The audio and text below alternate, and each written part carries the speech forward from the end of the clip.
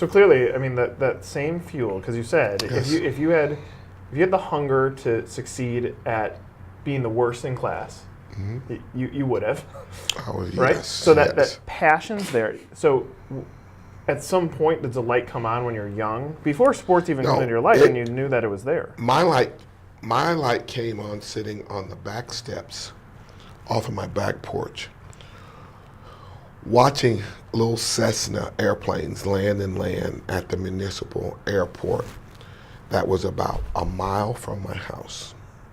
But between the airport and my house was a cow pasture and woods, pine trees. And on the other side of that pine tree was a landing strip for the little municipal airport. And I would sit there on my steps and watch those planes take off and land. And these planes, they weren't expensive planes.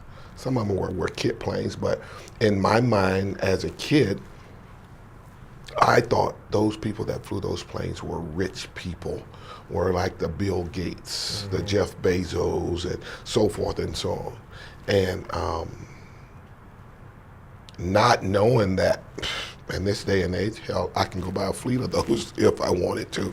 But as a kid, that was where I wanted to get to. I wanted to get to where I could have a life like those people.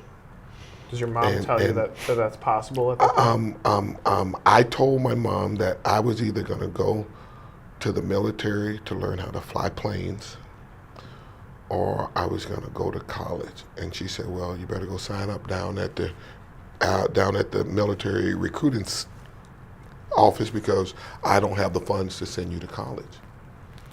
And things worked out. 10 years later that I was able to get a full ride to go to college. She didn't have to pay.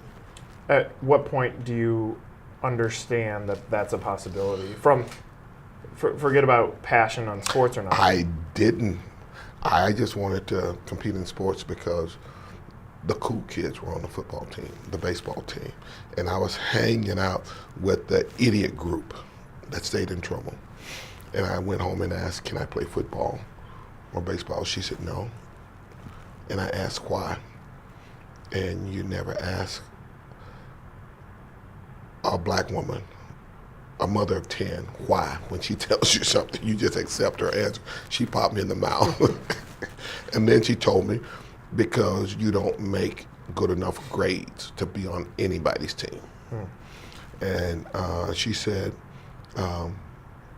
you show me that you can be a good student and stop making D's and F's, I'll think about letting you play baseball, or I'll let you play football, because I didn't go out for football till I was in the 9th grade.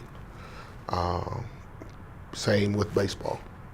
But it took me getting in the classroom and taking my studies serious before she would ever allow me to do something like that. And I wanted to be like the players that was on the team that was good players. So I learned, and I watched, and I learned, and I watched. And I'm the type of person, I don't like to lose at anything.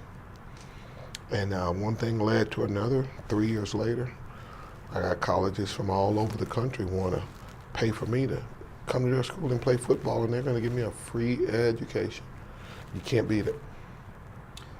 Do you think in today's world, where a Bo Jackson at that point had to be discovered, a Bo Jackson today is probably all over the internet, so the recruiting life has changed. Yes. Do you think it's that college is almost taken for granted, and those that have the ability to perhaps be successful in professional sports and make some money don't think about the long term the way that you were at that age? Well, life has changed. The athlete has changed. The universities has changed. Everything has changed. And we old, as we're known now as old timers, we sit up and say, if I was playing in this day and age, making the funds that these kids just are making, there's no limit at the things that we could do. But It's not our time. We've had our time. So the thing that I do is that I just sit back and look. Actually, to be honest with you, I don't even do that, meaning that I'm too busy to sit down and watch a baseball game or football game or basketball game, and I barely go to games. When I'm home, I don't want to watch what I used to do for a living. So, in terms, I am a fan. I love the sport, but I just don't watch it. That's like you going home and turn on the TV and watch Ted Koppel. Get you a big bowl of popcorn, get you a beer, sit down and watch somebody do interviews. Sure. So I find things to do in the little spare time that I have that excites me, and that's anything outside of baseball, football, basketball, anything outside of sports.